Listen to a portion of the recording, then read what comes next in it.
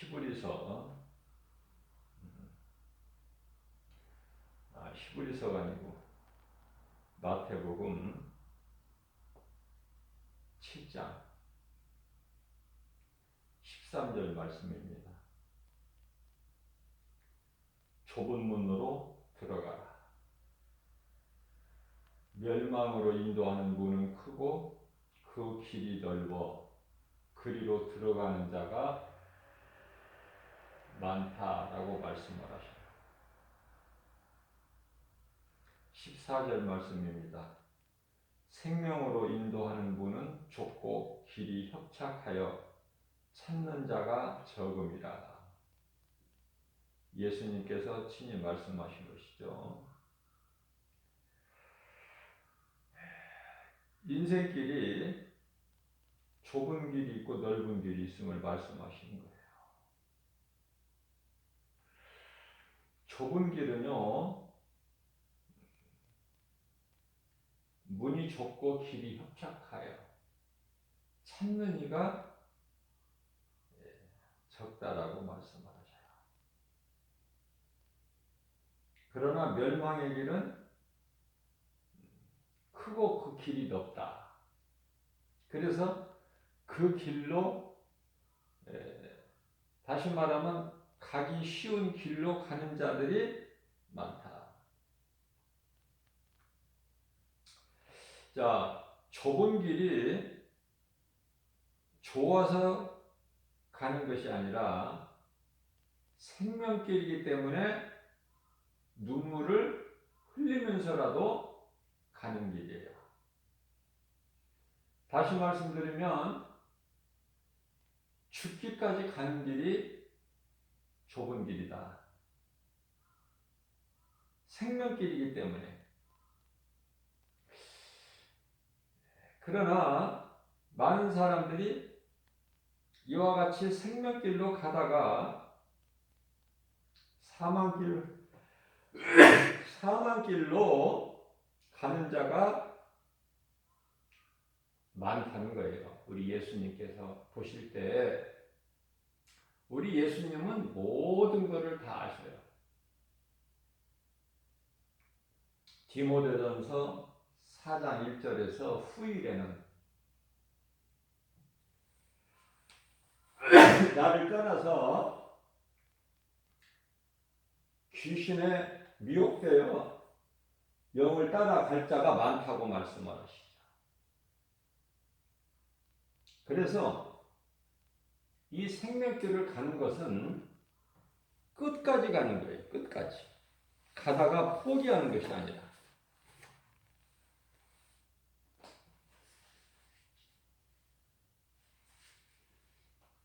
우리 예수님은 포기하는 자를 제일 미워하시는 거예요. 뒤로 물러나지 말라고 말씀하셔요. 히브리서 10장 39절에서. 우리는 뒤로 물러나는 자가 아니라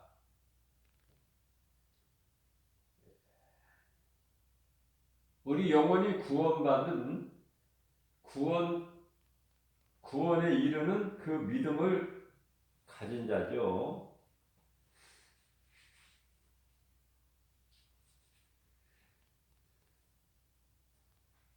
다시 말씀드립니다. 좁은 문, 좁은 길은 생명길이다. 넓은 문, 넓은 길로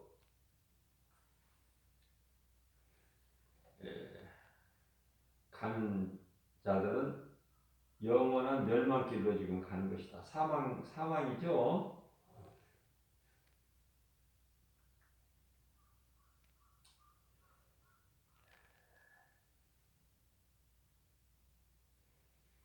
그리스도인이 행하는 것은 예수님 말씀을 듣고 예수님을 닮아가는 거예요. 예수님 하신 말씀에 순종하는 것이고 그 말씀을 따라 행하는 것이죠.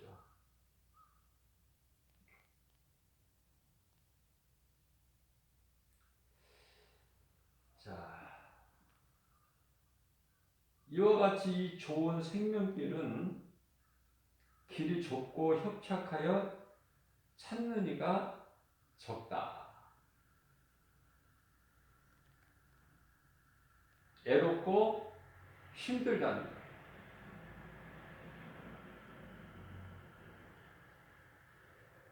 그래서 우리 예수님께서는 요한복음 15장 15절 말씀을 통해서 우리의 친구가 되어 주신다고 말씀하셔요.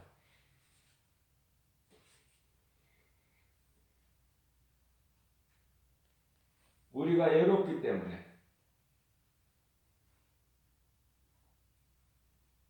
영원한 친구. 에레미야서 31장 32절에서는 우리의 남편이 되어 주신다고 하셨다가 요한복음 15장 15절 말씀에서는 우리의 친구가 되어 주신다고.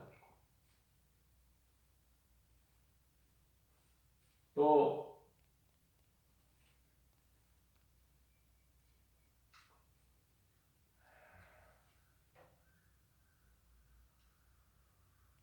우리를 종이라고 하신 것은 주인과 종의 관계를 말씀하시는 건데, 종은 주인의 입만 바라보잖아요.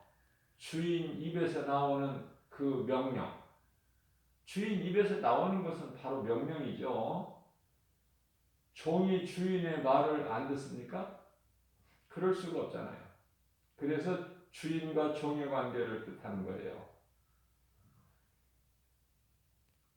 예수님께서 우리를 종으로 부리고 혹사시키는 것이 아니라 그 관계를 가르쳐 주시는 것이죠.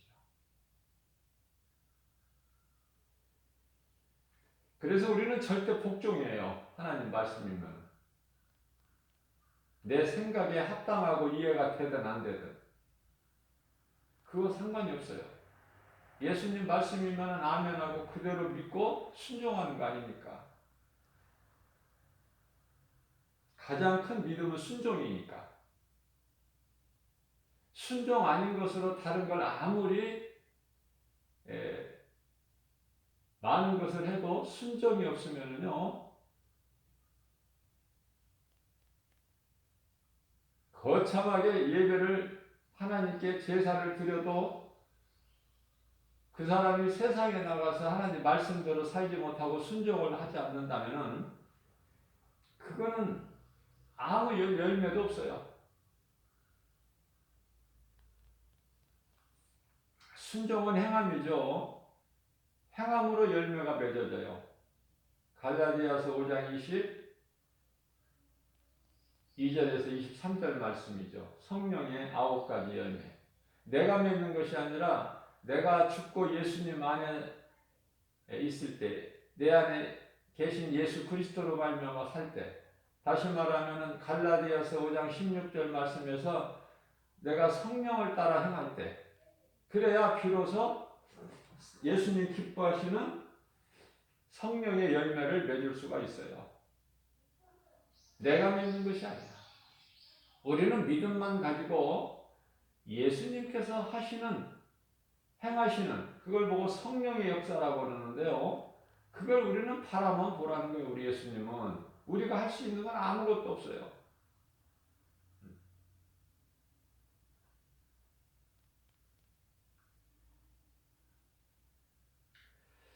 자, 그 예수님께서 마태복음 5장에서는 13절 말씀입니다. 너희는 세상의 소금이니 소금이 만일 그 맛을 잃으면 무엇으로 짜게 하리요? 후에는 아무 쓸데없이 다만 밖에 버려져 사람들에게 밟힐 뿐이니라.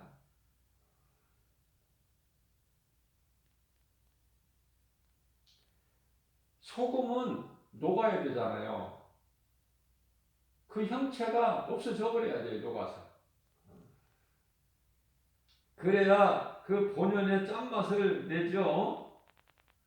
소금이 나는 소금이라 하면서 그대로 있다면, 녹지 않고 그대로 있다면 짠맛을 낼 수가 없잖아요.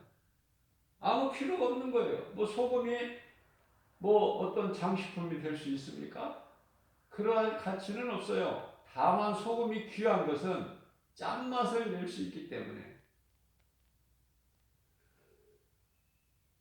짠맛을 낸다는 것은 영적인 의미는 부패하는 것을 방지하는 거예요. 다시 말하면 썩어져 가는 것을 막는 것이죠.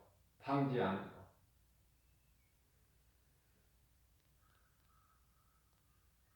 우리가 이 연탄을 보게 되면은 요즘에는 이제 이 길거리에서 골목길에서 연탄을 잘 볼 수가 없잖아요.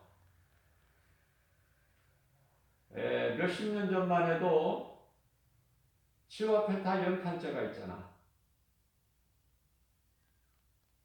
그 까만 연탄이 다 불에 불 사라지고 나면은 하얀 연탄재가 되어버리잖아. 연탄재 쓸모가 없죠. 그래서 어떤 때는 또 이렇게 발로 차여서 밟혀서 지저분하게 그렇게 보여질 때가 있잖아요. 그 연탄이 얼마나 소중합니까?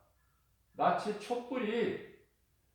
초가 빛을 내기 위해서는 자기 몸을 태우는 것 같은, 초가서 촛물이 다 흘러내리잖아요. 그러한 것을 통해서 우리는 우리 자신을 한번 돌아봐야 된다. 내가 정말 우리 예수님이 말씀하신 빛과 소금의 사명을 감당하고 있는가? 내가 빛과 소금으로 사는 것은 살기는커녕 걸림돌이 되지는 않는가? 돌아봐야 돼요. 그리스도인으로 살지 못하고 오히려 믿는 자들의 걸림돌이 되지는 않고 있는가? 빛은 드러난다고 말씀하셔요. 14절에 너희는 세상의 빛이라. 산 위에 있는 동네가 숨겨지지 못할 것이요. 빛의 능력이죠. 빛이 임하면 어두움이 물러가요. 어두움에 필요한 건 빛밖에 없어요. 어두움을 밝게 하는 것은 빛밖에 없다. 다시 말하면 어두움을 물러가게 할 수 있는 것은 빛의 능력밖에 없죠. 이 빛에 대한 의미를 우리가 잘 이해를 해야 되는데요. 이 세상을 비추는 태양과 우리가 이 살고 있는 지구와의 관계인데요. 낮과 밤이 있잖아요. 태양은 항상 그대로 있어요. 그러나 지구가 돌잖아요. 지구가 돌기 때문에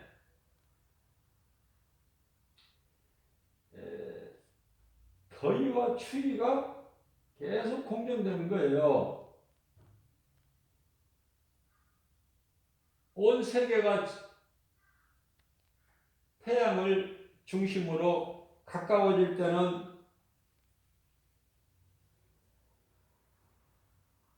우리가 더움을 느끼게 되고 더웁게 되고 또 태양을 멀리 하게 될 때는 또 추위를 느끼게 되죠.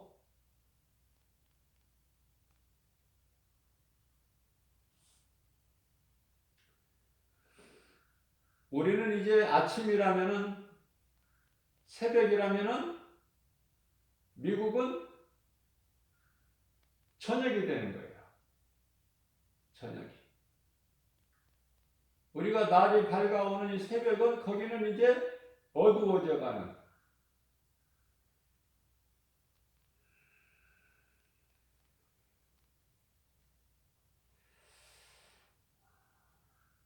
요한복음 12장 36절에서 예수님께서 너희에게 아직 빛이 있을 동안에 빛을 믿어라. 그리하면 빛을 믿으면 빛의 아들이 되리니. 그죠?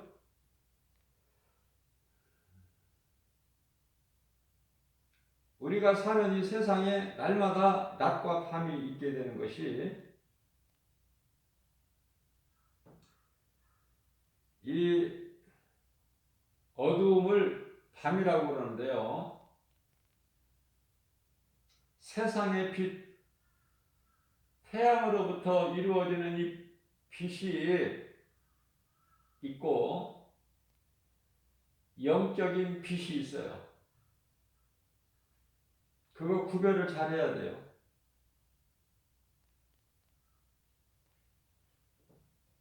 예수님께서 창세기에서 1장 4절에서 빛과 어둠을 나누시잖아요.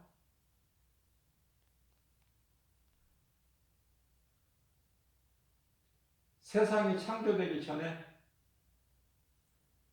예수님께서 빛을 드러내신 거예요. 그 빛을 빛과 어둠으로 나누시는 거죠.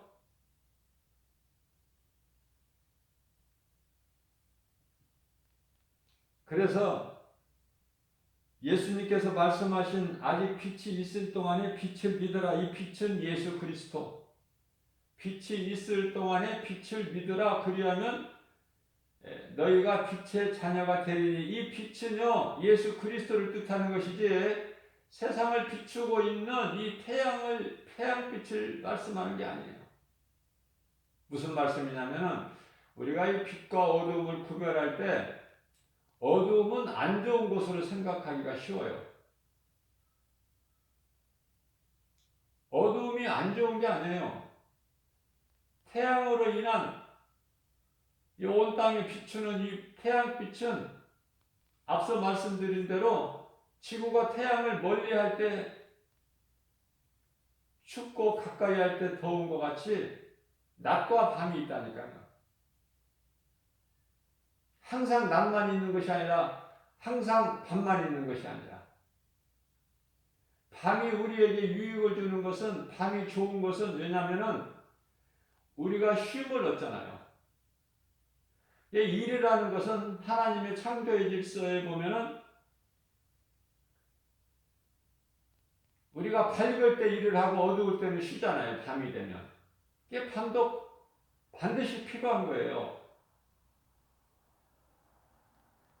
그러면 성경에서 말씀하고 있는 빛과 어둠이라는 것은 예수님과 마귀를 뜻하는 거예요. 예수님은 빛이세요. 예수님 자체가 빛이시다. 세상에 인간의 사람의 몸을 입고 오실 때 빛으로 오셨어요. 요한복음 1장 5절에 빛이 어두움 가운데 오셨으나 어둠이 깨달지를 못해요.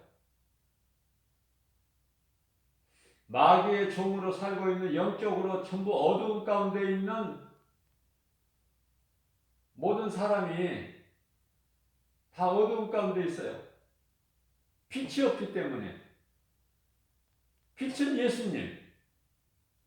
예수님 오시기까지는 다 어두움 가운데 있어요. 다시 말씀드리면은 죄 가운데 있다고 말해요. 죄 없는 사람이 단 한 사람도 없죠. 왜냐면은 다 아담의 후손이기 때문에. 다 남자의 후손이에요. 남자 없이 태어난 사람이 누가 있습니까? 그게 남자의 후손이에요. 그러나 여자의 후손이 있으니 그분이 예수 그리스도시다. 창세기서 3장 15절 말씀이죠. 갈라디아서 4장 4절 말씀 아닙니까? 여자의 후손으로 오신 거예요. 예수님께서. 남자로 인하여 잉태된 것이 아니잖아요. 예수님은. 성령으로 잉태되셨잖아요. 그리고 우리 가운데 오셨잖아. 우리를 구원하시기 위해서 오셨고 십자가의 고난을 감당하시면서 부끄러움을 개의치 아니하시고 참으시고 끝까지 참으시고 십자가에 달려 죽기까지 우리를 사랑하셨으니 그게 예수님의 사랑이에요. 로마서 5장 8절 말씀입니다. 우리가 아직 죄인 되었을 때 우리가 예수를 믿어서 예수님이 십자가에 달리신 것이 아니라 우리는 여전히 죄 가운데 있을 때, 죄인일 때 예수님은 우리를 위하여, 온 인류를 위하여 십자가에 달리셨으니 그 피의 공로로 온 인류를 구원하셨다. 그렇기 때문에 예수 그리스도를 구주로 믿는 자는 이제 하나님의 은혜로 사는 거예요. 그러나 예수 그리스도를 믿지 않는 자는 진리 되신 예수님을 모르고 복음 밖에서 사는 자들은 아직도 율법 아래 있고 죄가 그대로 있죠. 우리 예수님은 죄 문제를 다 해결해 주셨거든요. 요한복음 6장 63절 말씀에서 내가 다 이루었다 하셨잖아요. 모든 문제 해결되신 예수님, 그 예수님을 나의 구주로 영접하고 믿음으로 사는 자는 예수 그리스도의 구속 아래 있기 때문에 모든 것이 되어지고 다 이루어지고 그 은혜를 누리고 사는 거 아닙니까?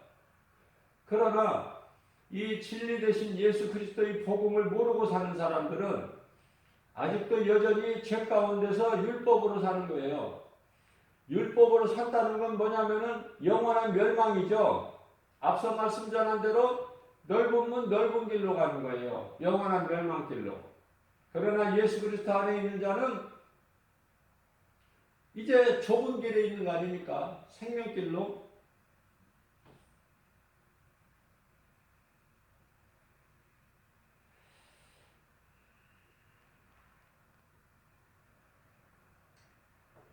요한복음 19장 9절 말씀입니다. 죄에 대하여 말씀하시는데요.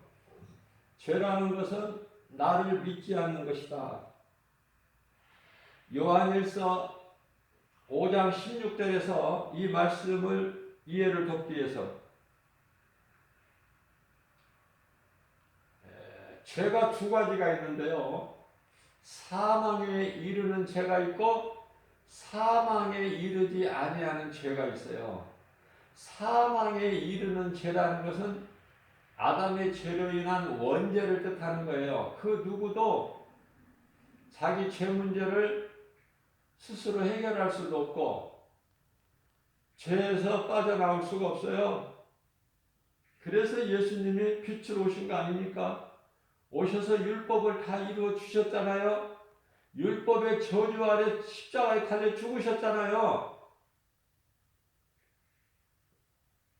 우리 인생길에서 생명 대신, 그것도 영원한 생명 대신 예수 그리스도를 믿는 것보다 더 중요한 것은 없어요. 예수를 믿게 되면은 내 이전 것은 다 이제 지나갔기 때문에 새로운 피조물이 되죠. 고린도후서 5장 17절 말씀이죠. 우리는 이제 아담의 창조가 아니라 그리스도를 통하여 재창조가 된 새로운 피조물이다. 우리는 이제 옛사람이 아니고 새사람이죠. 에베소서 4장 24절 말씀 아닙니까? 우리는 이제 새사람을 입은 거예요. 새 생명을 가진 거예요. 아담으로서는 다 죽어 그리스도로 말미암아 사는 것이죠.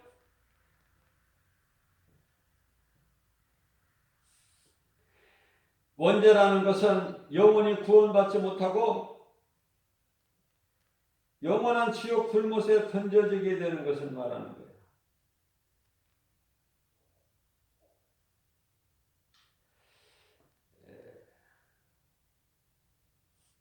사망에 이르는 죄는 예수님을 믿지 않는 죄를 말씀하고 있다.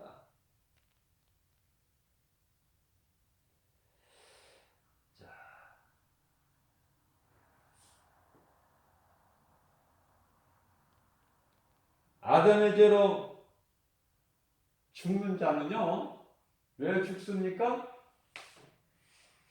율법으로 죽는 거예요. 율법으로. 죄값은 사망이잖아요. 로마서 6장 23절. 그러면 예수 그리스도를 믿으면 내가 율법으로 사는 것이 아니라 은혜로 살잖아요. 그 말씀도 로마서 6장 23절 하반절에 예수 그리스도 안에 있는 자에게는 영생이 있다는 거예요. 하나님의 은사죠. 은혜. 간단하게 말하면은 인생길이 두 갈래의 길이 있다는 거예요. 에레미야서 21장 8절에서 사망길과 생명길과 사망길. 오늘날에 이 78억 정도의 인구가 인생들이 살아가는데 많은 사람들이 사망길로 가고 영원한 멸망길로 가고 적은 사람들이 적은 수가 생명길로 가는 거예요. 좁은 길로. 예수님 말씀 순종해서 예수님의 음성을 듣고 예수님을 따르는 참 목자 되신 예수님을 따르는 양들이 뭐가 부족합니까? 부족한 것이 없어요. 그래서 다윗은 그 인생을 살아간 거예요. 시편의 23편 1절에서 예수님은 나의 목자시니 내가 부족함이 없으리라. 그 신앙 고백 아닙니까? 예수님 안에 있으면 부족함이 없어요. 왜 그렇습니까? 예수님은 모든 문제 해결이 되시고 모든 문제 해결자 되실 뿐만 아니라 능치 못함이 없으신 창조주시요 또 모든 치료자 되시고 하나님의 뜻대로 주관하시고 운행하시고 마귀의 뜻대로 되어지는 것은 아무것도 없어요. 마귀의 뜻대로 되는 것은 과정이야, 과정. 그것도 하나님의 주권 안에서. 그러니까 거짓으로 미혹하는 거예요, 마귀는. 다른 것은 없어요. 근데 그 거짓을 믿는 자들이 그렇게 많아, 세상에는. 진리를 모르고. 진리를 믿지 않아요, 예수 그리스도를. 어리석다. 무슨 하나님이 인간으로 오느냐? 하나님이 어떻게 십자가에 죽느냐? 죽은 자가 어떻게 또 살아나느냐? 안 믿어지는 거예요, 이게. 그러면서 거짓은 믿어져. 그렇게 참 믿어져요. 창조론이 그렇게 안 믿어지는 창조론이. 진화론은 그렇게 잘 믿어져. 그것이 세상 지식이고 학문이고 철학이고. 거기에서 박사되는 사람들은 하나님을 더욱 알 수가 없어요. 거리가 더 멀어. 어떻게 보면은 저는 이런 생각을 해봐요. 복음을 전하다 보면은 유식하고 엘리트들은 더 안 믿어. 거리가 멀어 예수하고. 그러나 좀 몸도 연약하고 좀 이렇게 힘이 없고 비천하고 이런 사람들이 의외로 믿는다고 말해요. 복음에 관심이 있어요. 예수가 들려주는 거야. 예수 믿으라고 하면 관심이 있어요. 그러나 세상의 엘리트들은 부귀명예 권세 영화 누리고 사는 사람들은 어리석은 거야. 십자가의 도가. 고린도전서 1장 18절 말씀. 미련하고 곧 어리석고 고립하거나.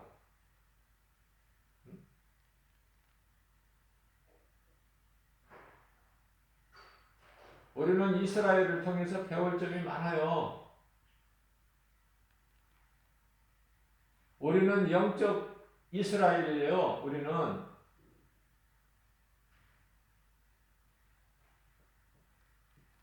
예수 그리스도를 구주로 믿으면은 영적으로 이스라엘 백성이 되는 거 아닙니까? 유대인들을 통해서 온 세상에 복음이 전파되잖아요. 그래서 구원이 유대인에서부터 난 거야. 유대인에서 끝나요. 예수님이 이스라엘로 오신다고 말씀하셨잖아요. 미국이나 대한민국을 통해서 오시는 것이 아니라 이스라엘을 통해서 올라간 그대로 오신다고. 오죽하면은 이스라엘이 너희는 이스라엘이 평안하기를 너희는 구하라. 시편의 122편 6절 말씀. 이스라엘을 대적하는 것은 곧 하나님을 대적하는 것이 된다니까요. 잘 될 수가 없어요. 아무리 강하고 큰 힘을 가진 강국이라 하더라도 이스라엘을 대적하면 죽게 돼 있다니까. 하나님이 치신다니까요. 모든 사람들이 다 모든 나라가 이스라엘이 되라는 거예요. 영적으로.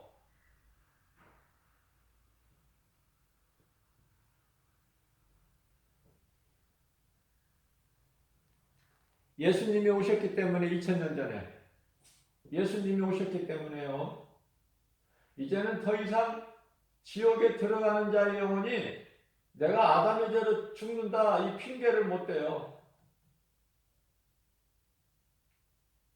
공의의 하나님, 공평의 하나님께서 그 핑계를 대지 못하게끔 예수님이 오신 거예요. 이제 각 사람의 죄로 지옥 불못 영원한 멸망의 불못에 던져지게 되는데 핑계대지 못하고 예수를 안 믿기 때문에 그 사람이 자기 죄로 지옥 가는 거예요. 이제 아담에게 핑계댈 것이 없어. 예수 믿으면 살고 예수 안 믿으면 죽고 여기서 사는 것은 영원한 생명, 저 천국 영원한 나라, 영생복락을 누리는. 그러나 여기서 죽는다는 것은 영원한 사망이죠. 영원한 지옥 불못에 던져지는 것. 그 결정이 분리가 잠시 후에 이루어진다니까요. 잠시 후에. 히브리서 10장 37절 말씀이죠. 잠깐 후면 오실 이가 오시리니.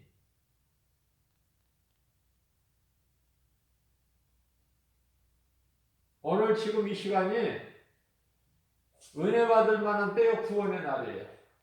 아직 구원의 문이 안 닫혀졌으니 이게 죄인이 회개할 수 있는 기회가 있는 거예요. 오늘 또. 이 때를 놓치면 안 돼요. 누군가로부터 복음을 듣고 내가 예수님을 영접해야 돼. 내가 예수 믿고 구원받는데 한 가지 조건이 있는데 그건 회개예요. 회개. 회개 없는 믿음은 없어. 예수님 말씀이에요. 너희가 회개하고 복음을 믿어라. 때가 찼고 하나님의 나라가 가까이 왔으니 회개하는 자가 믿을 수 있어요. 회개하지 않는 채 예수 믿는다는 것은 믿을 수가 없어요. 그 믿음도 아니고 회개가 이루어져야 돼. 내가 죄인인 것을 복음의 능력을 통해서 깨닫게 되면은 회개하게 되고 예수님을 구주로 믿게 되는 것이죠. 그게 이제 구원인 거예요. 누구라도 회개하고 예수를 구주로 믿으면 구원받는 거예요.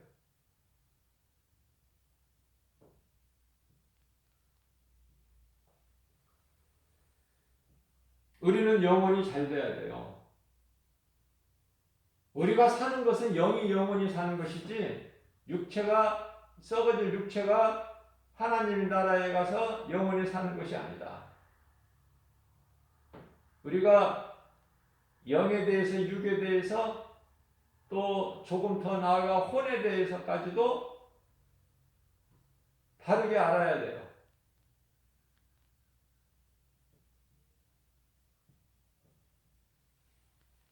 내가 예수 믿으면은 이제 하나님의 은혜로 사는 것이다. 죄가 더 나를 주장하지를 못해. 죄 매일 수가 없어요. 하나님 말씀으로 사는 구원받은 성도들은 어떤 것에도 어떤 것으로도 묶을 수가 없어. 매일 수가 없어요. 하나님의 말씀은. 하나님 말씀이신 예수 그리스도, 예수님 구속 안에 있는 우리는 어떤 것으로도 매이지 않는다. 자유한 거예요. 그러나 많은 사람들이 자유와 방종을 구별을 못해요. 방종을 자유로 착각을 해요. 그것이 누가복음 15장에 나오는 탕자의 비유로 말씀하시죠. 아버지 구속이 싫어서 세상 나가서 내 마음대로 사는 것이 그게 방종인데 그걸 자유로 착각을 하고 그 길을 행하였더니 잠시 뒤에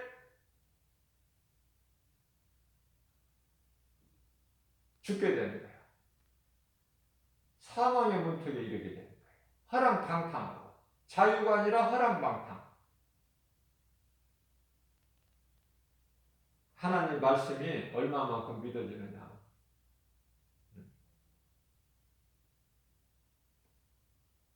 우리는 예수 피의 공로로 우리를 구원하셨기 때문에 예수 피의 공로가 우리 마음속에 새겨져야 돼요. 예수 피, 그리스도께서 달리신 십자가 죽음과 부활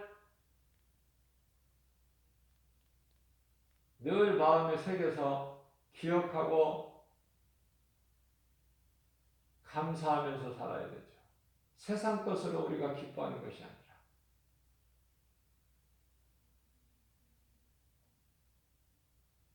주 안에서 기뻐하는 거예요. 우리는 예를 들면은 에베소서 6장 1절에서 3절 말씀을 보면은 자녀들아 내 부모를 공경하라고 하잖아요. 이것이 약속 있는 첫 계명이니 너희가 내 말에 순종하고 내 부모를 공경하게 되면은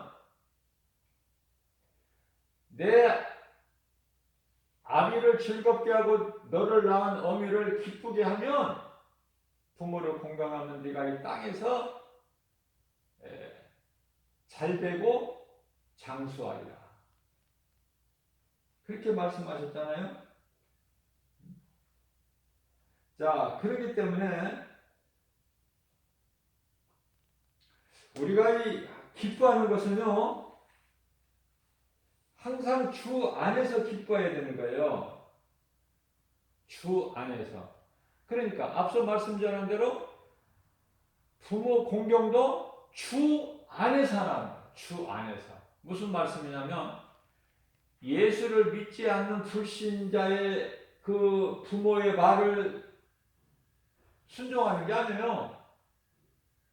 내 부모에 순종하라. 그 순종이 주 안에 있는 부모의 말을 순종하라는 말씀이죠. 예수를 믿지 않는 불신자 부모, 그 말에 순종하라는 게 아니에요. 예를 들면 불신자 부모가 믿는 자녀들에게 교회 못 가게 하죠. 부모를 믿고 조상을 섬겨야 된다. 무슨 예수를 믿느냐? 무슨 그딴 것을 믿느냐? 이런 불신자 부모 말을 듣지 말라는 거예요. 주 안에서 순종하라는 거예요. 주 안에서. 부모가 자녀에게 하나님 말씀으로 양육할 때 그 말씀에 순종하고 그 부모를 공경하라는 것이에요. 이해를 잘해야 돼요.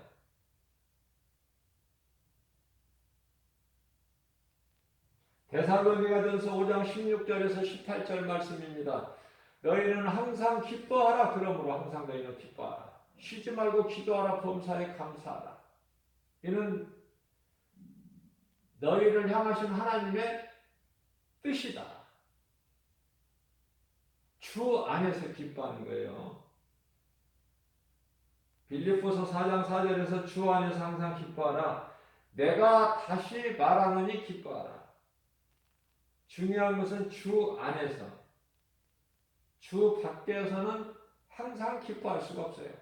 세상적으로 살아가는 사람을 주 밖에 있는 세상 사람이라고 말하는데, 세상에서 기뻐하려면 세상적으로 기뻐할 일이 있어야 기뻐하죠. 감사할 일이 있을 때 감사하잖아요. 누구에게 감사할까? 누구에게? 그렇게 복을 준 그들이 섬기는 우상에게 감사하는 거 아닙니까? 자기를 높이잖아요. 나는 복 있는 사람이다. 난 복을 타고났다. 그리고 예수 안에 있는 부모나 예수 밖에 있는 부모나 상관없이 부모에게 감사하잖아요. 그 세상 사람들이에요. 누구나 할 수 있는 거. 그럼 그리스도인은 주 안에서 기뻐하고 주 안에서 하나님 은혜를 감사하고, 그죠? 하나님께 영광 돌리고. 다르다니까요. 기쁨과 감사가. 주 안에 있는 자하고 주 밖에 있는 자. 나 같은 죄인을 살리신 예수님의 은혜.